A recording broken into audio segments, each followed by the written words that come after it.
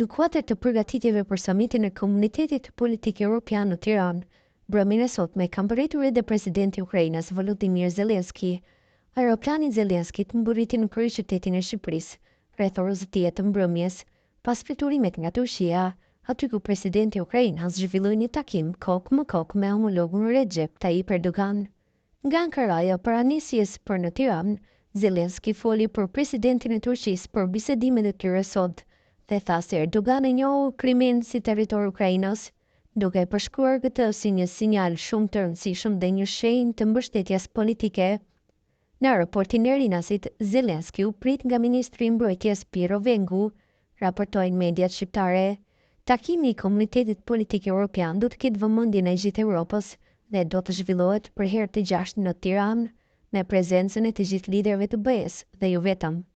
Komuniteti Politik Evropian është një platformë e diskutueshme politike strategjive mbi të ardhshmën e Europës, e cila rindi në vitin 2022, ideuesi i saj është presidenti francez Emmanuel Macron, në një përpjekje për të mbajtur të bashkuar kontinentin përballë kërcënimeve që vinin nga Rusia, vendi i cili së bashku me Bielorusinë u lan qëllimisht jashtë këtij forumi.